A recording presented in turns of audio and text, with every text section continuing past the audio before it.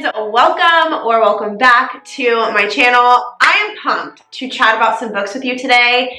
If you follow me on Instagram, which is where I do like most of my showing up for social media, I share a lot about books that I'm reading, and I've been kind of putting out some feelers over there, and a lot of people seem interested to hear about the books that I'm reading. And listen, I am here to talk about books. So that's what we're gonna do on this YouTube channel. We're gonna talk about books and stuff. Books, productivity. Like, my goal is to post like 1 or 2 videos a month, just because YouTube is a hobby for me. It's not like my job or anything like that. But I kind of am stoked to have a place where I can like brain dump all of my thoughts when it comes to books, because last summer, what year are we in? 2022. Yeah. So last summer I got really into reading fiction again as an adult. I was a huge avid reader as a kid. If you remember Book It from Pizza Hut, I won every single Book It challenge at my elementary school. If you know what I'm talking about, comment down below, because thinking about Book It gives me all the nostalgia. Truly, it does. I got back into reading as an adult last summer just because I feel like I needed something that was good for my mental health, and reading fiction just so happened to be it. So anyway, like I was saying, I've been an avid reader since I was a little girl, but when I graduated college, I'm 32. Am I 32? Yeah, I just turned 32, so give me some slack. To be an avid reader, I would say in my 20s, I was obsessed, kind of unhealthily obsessed with reading personal development books, and I just thought that fiction was a waste of time. I know, don't come for me. That was when I was living my unhealthy hustle life. Now, if you don't know, I own a productivity company called Hustle Sanely, and I'm all about teaching people how to create a peacefully productive life. And part of that for me is reading fiction. It's seriously so good for my mental health. It's one of the only things that I can do that turns my brain off of work mode. If you're a business owner, you know how that is. Your brain is just always kind of going with work stuff.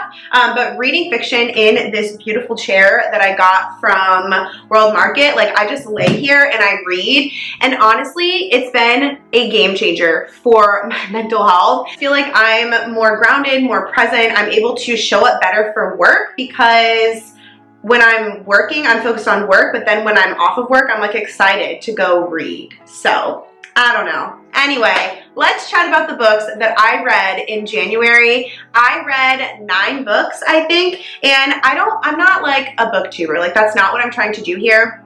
So I don't have beautiful bookshelves. I read most of my books on my Kindle because it's just more sustainable for me. Number 1, I don't like buying fiction books because I don't have anywhere to put them. And number 2, it's cheaper, and I don't know. I just prefer reading on the Kindle than I do having a physical book, if that makes sense. So I'm not going to be able to have the book and show you, but I sure am going to pop up a picture on the screen of all the books that I'm talking about. And I'm also this is my first video that I'm recording where I'm reviewing books that I read. So I'm just kind of figuring out how I want to structure these videos. I already know one thing that I'm not doing again, and that is waiting until the end of the month to talk about all the books, because as I was going through the list, I was like, wait, what happened in that book again? Even books that I gave 4 and 5 stars, I was just I need to read the summary again because I don't remember, which that's just me as a person. I have watched Gilmore Girls start to finish at least 5 times in my life, and I still don't remember how it ends every time. I'm always oh my gosh, so surprised. So I'm gonna start this. Well, I'm filming this in February, but these are my January reads. For February, I'm gonna start filming a clip after I finish each book, because I feel my reactions will just be better. I feel it's gonna take the pressure off of sitting down and filming this long formal video, because with YouTube, I get hello dog, I get perfectionist paralysis, where I feel I can't,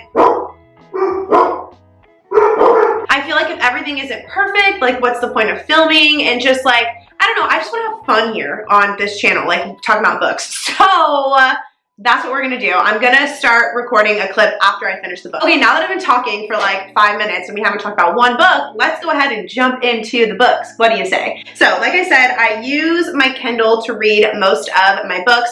I read books for free from my library using the Libby app, and I download them onto my Kindle. So that is why I'm not even able to show you like the covers on my Kindle, because I've already returned the books to the library, you know? But I do keep track of all of my books on an app called, or is it an app? A program? I don't know. Some platform called Notion. Okay, let me tell you what the scale that I'm gonna be using means, because I feel like when I watch booktube videos, which I watch a lot, people will be like, okay, I gave this book a 1, 2, 3, 4, 5 star, but I'm like, cool, but like, what does that mean? You know what I mean? I feel like that can mean different stuff for different people. So I'm gonna tell you what a 1 star, 2, 3, 4, 5 means to me. So a 1 means I absolutely hated it, or I DNF'd it, like I did not finish it. A 2 star is, it was okay, like it was all right. 3 is I liked it, but it wasn't memorable. 4 is I really enjoyed it, like I was invested in the story. And then 5 is I cannot stop thinking about it. So that being said, I'm gonna go in the order, I think this is pretty close to the order in which I read them. The first one that I started off the year with was The 4 Winds by Kristin Hannah. This is my second Kristin Hannah book that I've ever read.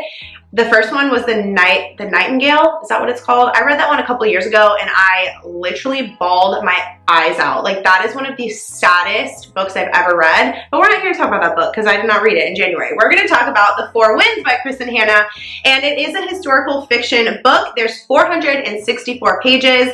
I gave this book a 4 stars, okay? Now, let me know in the comments. I'm not gonna read the summary of each book because I just don't know if people want to like see me reading a summary. But if you like to know the summary of a book before you hear the review, let me know and I'll start including that. I don't care. These videos, like I want them to be fun for me and fun for you. You know what I'm saying? So let me know and we'll do whatever you prefer moving forward. But this book, I feel, okay, it was long. I mean, I just told you it's 464 pages, and I feel like the beginning of the book was slow. Like it took me a minute to get invested in this book, but then once I was invested, I was invested. Same thing, I feel like Kristin Hannah, her books are like movies. Like I feel like I'm watching a movie as I'm reading her books, just because the way she uses descriptive detail, it's like unlike anything I've ever read before. So this story is set in the Great Depression era, specifically the Dust Bowl era.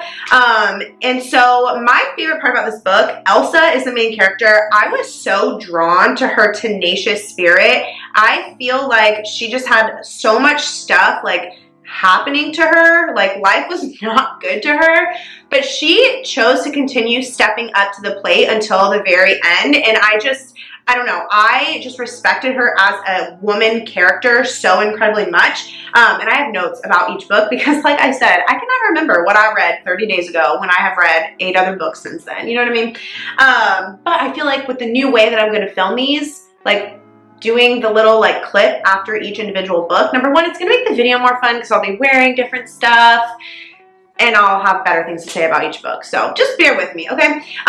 But the story, to me, what really stood out about the story itself, it really made me see poverty in a different light, in a very humbling way. So if you're gonna read this book, prepare to cry. Prepare to get very attached to the characters, and you just, I don't know, you can't help but like root on Elsa. Like it's just, you go on like a long big journey with her, and I just got so invested in her character from the very beginning. Like I said, there are some parts that are a little bit slow, like it was a long book, almost 500 pages, but overall I gave it a 4 star because I really did get very attached to the main character and I was just like in her corner, you know what I mean? So that was the first book I read. Second book I read, November 9th by Colleen Hoover. Now I feel like a lot of people on BookTube like don't really vibe with this book, and I'm gonna be honest, I loved it. I gave it 5 stars. I remember when I finished this book, I was just like, my jaw dropped. I was just like, what? Like, Ben and Fallon are the two main characters, and I just was obsessed with them. And let me go back and tell you, it's a fiction romance, and it's 310 pages. I gave it 5 stars, y'all. And I just got so sucked into the characters. I think the characters, like, they were my favorite part of this book. I laughed and I cried. I read this book in 2 days just because I was like, I need to know what happens with Ben and Fallon. Something that threw me off, the ending, I did not see coming at all, like 0%. Like, I was just like, wait, what just happened? And it kind of made me see Ben in a different light. Like, I was like, wait, is this a healthy relationship? Like, is this all right? Like, I started questioning a lot.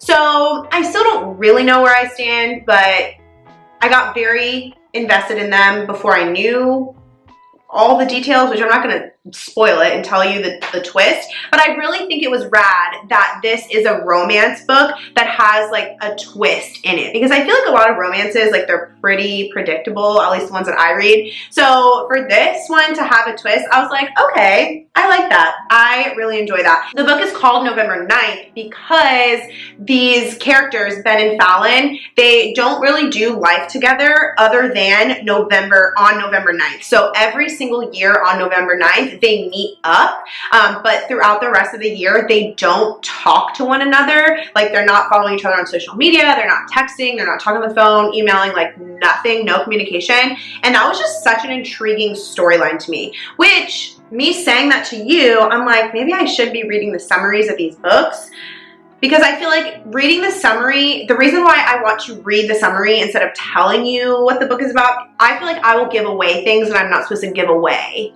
if I'm just trying to like tell you what the book is about. But if I'm reading the summary, I'm like, bruh, it's on the back of the book. Like, I didn't ruin anything. And I just think it'd be fun to like read the summary and then give you my reviews. Anyway, let me know what you think. Okay, so then after November 9th, I read 2 nonfiction books this month, and one of them was The 4 Disciplines of Execution. I didn't write the authors. I think there's multiple authors. Anyway, the picture of the book will be on the screen, so you'll see it. So this is a nonfiction. It's 296 pages. I gave this one 4 stars. So like I said, I own a productivity company, and part of what I do is I have a monthly membership. It's called the Hustle Sanely BFF membership, and every quarter we read a couple books together, and this one and then the other nonfiction book that I read in January are part of our quarter 1 book choices. This is my favorite one of the 2. Like I said, I gave it a 4 stars. Now, it's nonfiction. It was dense. Like, it's not a fun, light-hearted read. Like, I actually listened to part of it on audiobook and read part of it.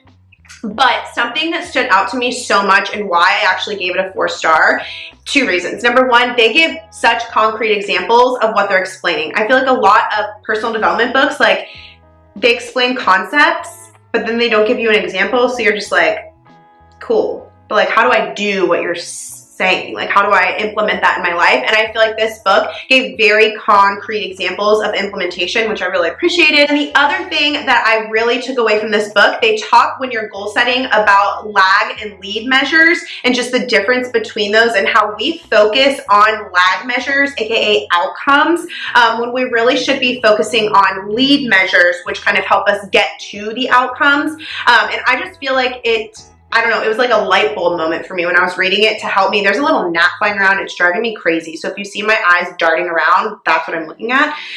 But I just really appreciated that concept, and I have been using it in my own life as I'm working toward like life goals and business goals, and I really do see a difference. So it is a business book, but I feel like if you go into it with the mindset of like, I'm going to see what I can take away from this and apply to like my regular life, just like goal setting, you'll get a lot out of it. So it wasn't a fun book, but it was like a wise book. You know what I mean? After that one, I read The Silent Patient by Michaelides. I don't know how to say his last name, but it is a fiction thriller book. It was 325 pages. I gave it 4 stars.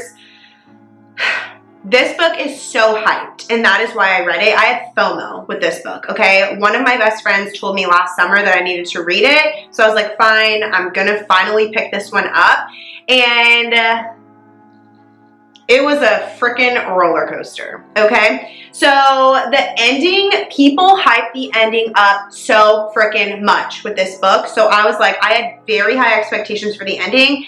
Obviously, the ending was a twist. Like, I didn't see it coming and I was like, whoa, but it wasn't as wild as I wanted it to be based on how people were reacting. And that's a big reason why when I'm reading fiction books especially, I like to kind of go in blind and like not know what necessarily, like I like to read the back of the book and that's it, because I feel like if I know too much, I'm just like, ooh, I don't know. But I sit here and watch YouTube videos on book reviews all the time. So I'm just like, I don't know. Like, I like hearing people talk about books, but I also kind of like not knowing about what I'm going into because, like I said, the ending was just so freaking hyped. And so I had these grand expectations, and I feel like, yes, I was like, oh my gosh, like that's such a wild twist. But then I was like, but wait, like, that's it?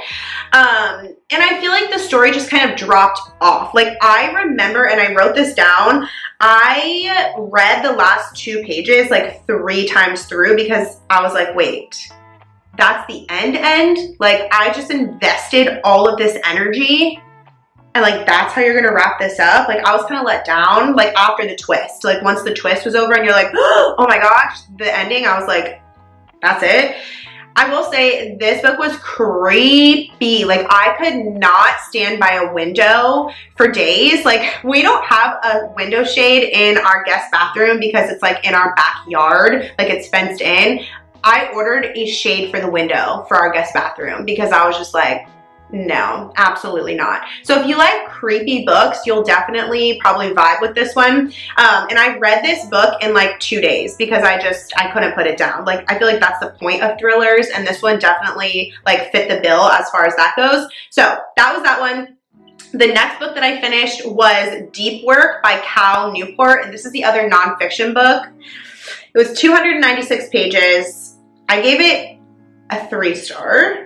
I can't remember if I gave it a 2.5 or a 3. I think I gave it a 3 stars. And honestly, I think let's go with 2.5. I did not like this book, you guys. Like, I finished it, but it kind of, and I don't know the author personally, obviously. I just got very, and I don't know anything about him either. I got very cocky vibes, like arrogant vibes from the book. And that is like my biggest pet peeve in people, is when people are just like cocky or arrogant. I like confident people, but like, I feel like you can kind of straddle that line between being confident and like arrogant. And I feel like he just gave me arrogant vibes and I just did not like it. And I feel like all of the examples that he taught were based on men. And I was just like, hello. I don't know.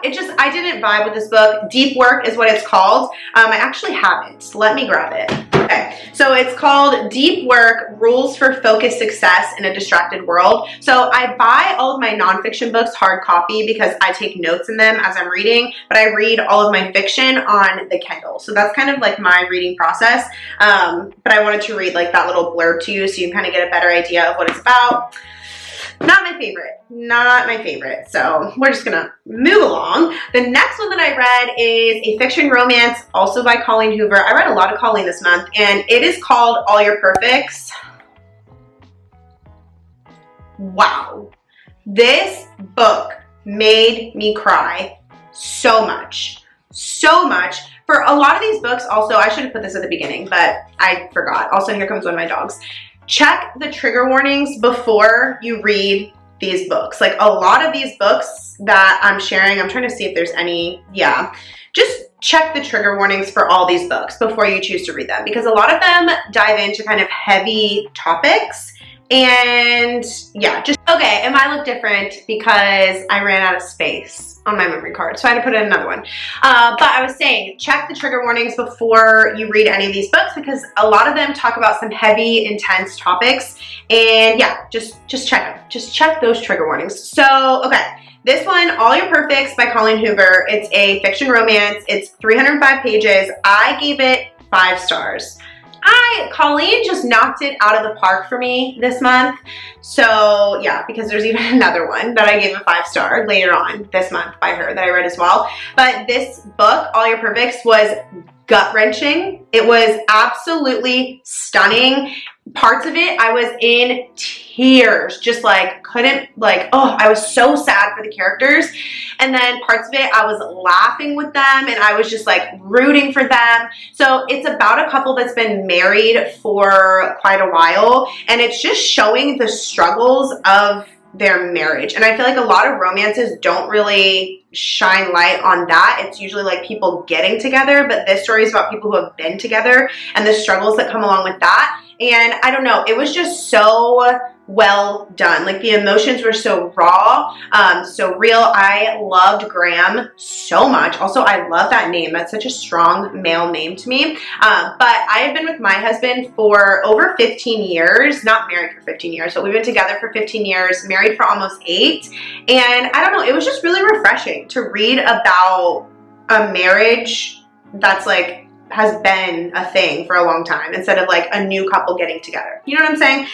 So that is that. But I love, one of my favorite things about Colleen Hoover as an author, she writes in a way that is so raw and real without being overdone. Like I feel like what I'm reading, I'm just like, like that could really happen, and you can just feel the emotions of the characters, and that definitely happened for me in this book. So, it was such a good book. And then after that one, I read something that was like off the chain. It's called The Push by Ashley Audrain, I think is how you say it. And I'm pretty sure this is her debut novel. I think this is the first thing she's ever written. It's a fiction thriller, which I don't make these up. Like, I'm not guessing. I get these off Goodreads because I don't really always know what the genre is, to be honest, other than fiction and nonfiction.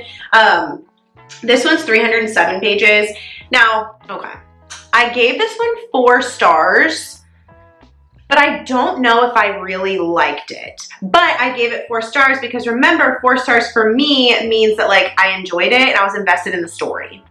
And let me tell you, I was invested in this story, but also as I was reading, I was like, what is happening? Like, what am I reading? It was just such a wild read. Can you guys see my dog? Yeah. And I didn't really know what this book was about other than like it was the dark side of motherhood. I just saw a lot of booktubers talking about it and raving about it. And honestly, the reason I read it is because on Libby, which is the app that I use to get my books from the library, it was the only one that I could get immediately and there wasn't a wait for it. So I was like, sure, I've heard people talk about it, let's do it. It was freaking wild, okay? It kept me on the edge of my seat. Creepy vibes, like definitely creepy vibes. There was a lot of like little twists and turns that I did not see coming, and I read it in 1.5 days because I was just like, what is gonna happen next? Like, I need to know. Yeah, it was a very disturbing, I think that's a good word. It was a very disturbing book, and the end, it annoyed me. It was like a cliffhanger ending, but also like, I don't want to say predictable, but like kind of predictable. And I don't read a lot of thrillers. So for me, I feel like if I can predict the ending, like it's predictable. You know what I mean? So that was that one.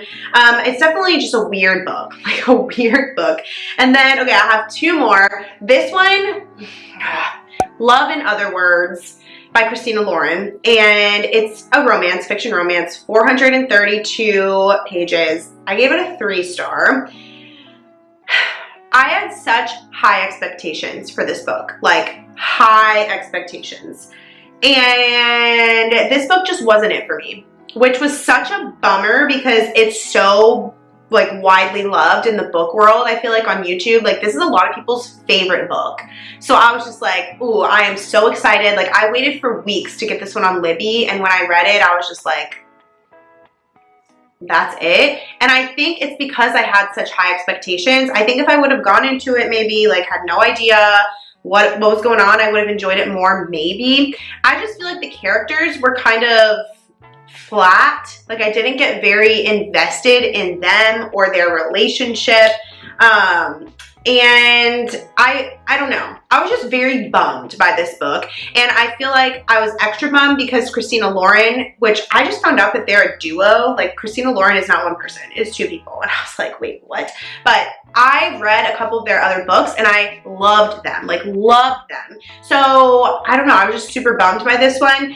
And something that really bothered me about this book, I feel like the characters' reactions to situations did not match the situations. So like a situation would be like not a big deal and the reaction would be like way over the top. And I don't know, it just kind of annoyed me. So I mean, it was fine. It was a good book, but I don't know. It was very long and I was just like, ugh. So anyway, 3-star for me. It was okay. The last one, Reminders of Him by Colleen Hoover. You've probably heard about this book all over the place. It's a brand new one by Colleen. Like, it came out this month. I actually joined Kindle Unlimited just so that I could get the book because my library didn't even have it yet. And it's a fiction romance, 335 pages. I gave this baby 5 stars, 5. It's my new favorite Colleen book. Wow, you guys. This book, I've heard people talk about book boyfriends and I'm just like, that's freaking weird. I take it back. Ledger. I am in love with Ledger. Like, I just cannot tell you, like, I don't know. Just reading about him has like kept me reading through the whole book. And it is just, oh my gosh, truly obsessed. But this one is about a girl named Kenna and she's just getting out of jail. Not a spoiler because it's on the back of the book. And she's trying to get custody of her daughter. She was pregnant right when she went into prison. I think she was in prison for like 5 years, I want to say. So she had her baby right as she was going into prison. Like, they had to pull her out of her cell to like give birth and then they put her back in. So she never got to meet her daughter. So she's like on this journey now that she's out of prison to try and get in contact with her daughter, who is a kid still, 5.